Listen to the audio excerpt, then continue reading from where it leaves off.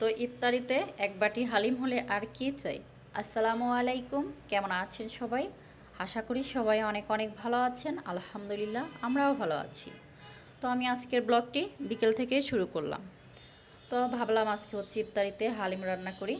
তো হালিমটা খেতে কিন্তু অনেক মজাই হয় ইফতারিতে। তো আমি এখানে পরিমাণ মতো মাংস নিয়েছি, তো হাড্ডি চর্বি মাংস তো পরিমাণ মতো নিয়েছি, আর ছোট ছোট টুকরো করে কেটে নিয়েছি, বাটা কিছু মশলা, পেঁয়াজ কুচি, আর এখানে কুসুম গরম পানি দিয়ে হচ্ছে হালিম মিক্সটা হচ্ছে ভিজিয়ে রেখে দিয়েছি কিছুক্ষণ আগে, আধা ঘন্টা আগে। এখন হচ্ছে এই যে পেঁয়াজ বেরেস্তা করে নিচ্ছি প্রথমে। তো পেঁয়াজ বেরেস্তা করে এখন নামিয়ে নিয়েছি। ওই একই প্যানে আমি হচ্ছে পেঁয়াজগুলো উঠিয়ে নিয়ে সামান্য কিছু রেখে দিয়েছি। এখন মাংসগুলো দিয়ে দিচ্ছি, সাথে বাটা মশলা দিয়ে মাংসটা আমি সুন্দর করে কষিয়ে নেব। তো এখানে আমি হচ্ছে তেজপাতা, দারচিনি, এলাচ তো এই টাইপের মশলা সামান্য পরিমাণে দিয়ে দিলাম। তো মাংসের সাথে কষিয়ে নিব একটু সময় নিয়ে। তো এখন পরিমাণ মতো লবণ দিয়ে দিচ্ছি, সামান্য পরিমাণে হলুদ গুঁড়া, সামান্য পরিমাণে ধনিয়া গুঁড়া আর লাল মরিচের গুঁড়া। তো সব মশলা আমি পরিমাণ মতো দিয়ে এখন হচ্ছে মাংসের সাথে একটু সময় নিয়ে কষিয়ে নিচ্ছি আর কি। তো একটু সময় নিয়ে কষানোর পরে এখন হচ্ছে এই যে পরিমাণ মতো পানি দিয়ে দিচ্ছি, তাতে করে মাংসটা সিদ্ধ হয়ে যাবে। আর আপনি যদি আমার চ্যানেলে আজকেই নতুন এসে থাকেন, চাইলে আমার চ্যানেলটিকে সাবস্ক্রাইব করে নিতে পারেন। আর এই ভিডিওটি যারা ফেসবুক পেজ থেকে দেখছেন, চাইলে তারা পেজটা ফলো দিতে পারেন। আর আপনি যদি অলরেডি সেই কাজটি করে থাকেন, তো আপনাকে জানাই অসংখ্য ধন্যবাদ। তো মাংসটা রান্না হয়ে গেছে। তো এই পর্যায়ে এসে আমি এই যে হালিম মিক্সটা আগের থেকে ভিজিয়ে রেখে দিয়েছিলাম, এখন হচ্ছে দিয়ে দিচ্ছি আর কি। দিয়ে নেড়ে চেড়ে মিক্স করে নিচ্ছি, নিয়ে এখন রান্না করে নিতে হবে। চাল ডালের যে মিশ্রণ, এটা হচ্ছে একটু ফুটিয়ে সিদ্ধ করে নিতে হবে।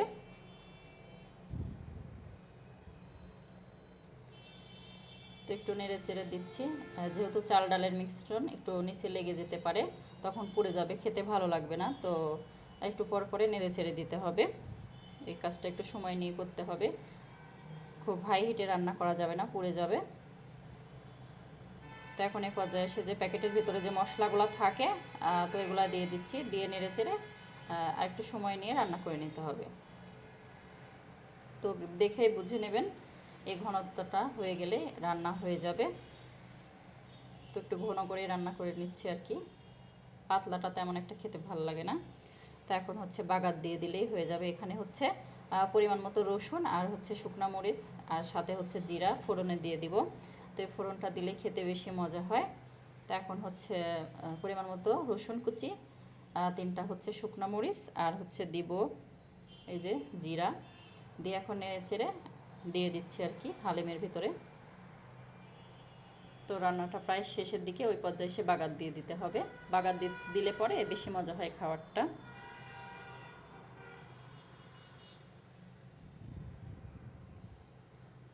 তো ভিডিওটির এই পর্যায়ে এসে এখন পর্যন্ত যারা ভিডিওটি দেখছেন অথচ একটা লাইক দিতে ভুলে গিয়েছেন, প্লিজ একটা লাইক দিতে ভুলবেন না। আর ভিডিওটি যদি বেশি বেশি ভালো লাগে কমেন্টের মাধ্যমেও জানাতে পারেন, চাইলে ভিডিওটি ফ্রেন্ড ও ফ্যামিলির মাঝে শেয়ারও করতে পারেন।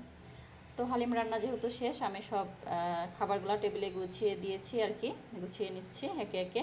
তো এখানে কিছু তরমুজ কেটে নিয়েছি, কলা, খেজুর, পেঁয়াজও তৈরি করে নিয়েছি। আর হালিমের জন্য এই যে সব মশলাগুলো যা যা লাগে আর কি, আদা কুচি, মরিচ কুচি, ধনিয়া পাতা কুচি, সাথে হচ্ছে শসা কুচি, বিট লবণ আর পেঁয়াজ বেরেস্তা, তো সব কিছু আমি গুছিয়ে নিয়েছি। এখন এই যে বাটিতে হালিম বেড়ে নিয়েছি, এখন উপর দিয়ে শসা কুচি দিয়ে দিচ্ছি, সামান্য পরিমাণে ধনিয়া কুচিও দিয়ে দিচ্ছি, ধনিয়া পাতা কুচি আর কি। তো এগুলো দিলে একটু খেতে বেশি মজা হয়, তো এগুলো ছাড়া তেমন একটা ভালো লাগে না, এগুলো দিলে বেশি মজা হয়, খাবারের স্বাদটা বাড়িয়ে দেয় আর কি। তো আদা কুচি, শসা কুচি, তো সব কিছুই আমি এখন এই যে পরিমাণ মতো দিয়ে দিচ্ছি, তো দেখে বুঝে নেবেন। তো এখন উপর দিয়ে পেঁয়াজ বেরেস্তা দিয়ে দিচ্ছি। তো পেঁয়াজ বেরেস্তা অনেকটাই করে রেখেছি। তো এখন উপর দিয়ে এক টুকরো লেবু দিয়ে এই যে দেখতে পাচ্ছেন হালিমটা রেডি করে নিয়েছি। এটা খেতে কিন্তু অনেক মজা হয়, ইফতারিতে হালিম হলে আর কি চাই।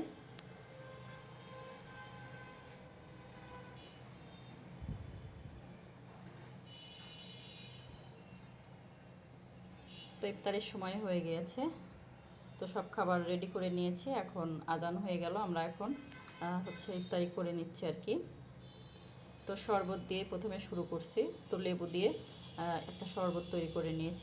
এটাও কিন্তু খেতে অনেক মজা হয়।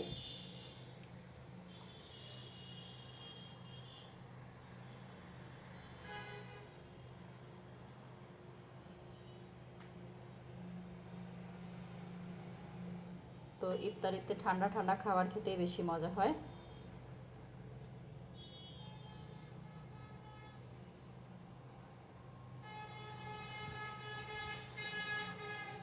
তো যাই হোক, আমরা এখন ইফতারিটা সেরে নেই।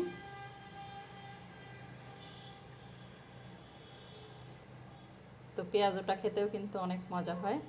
তো এই পেঁয়াজটা তৈরি করেছিলাম চিংড়ি মাছ মসুর ডাল দিয়ে বানিয়ে নিয়েছিলাম। এটাও কিন্তু খেতে অনেক মজা হয়। তো যাই হোক, এখন হালিমটা খেয়ে নিচ্ছি। তো এক টুকরো লেবু চিপে একটু বিট লবণ দিয়ে একটু মিক্স করে খেয়ে নিব এখন। তো আপনারাও যদি সময় পান তো এভাবে একবার হলেও হালিম ট্রাই করতে পারেন, খেতে কিন্তু অনেক মজা হয়। তো ভিডিওটি প্রথম থেকে শেষ পর্যন্ত দেখার জন্য সবাইকে ধন্যবাদ। আপনাদের সবার সুস্বাস্থ্য ও দীর্ঘায়ু কামনা করে আজকের ব্লগটি আমি এখানেই শেষ করছি। আল্লাহ হাফেজ, আসসালামু আলাইকুম।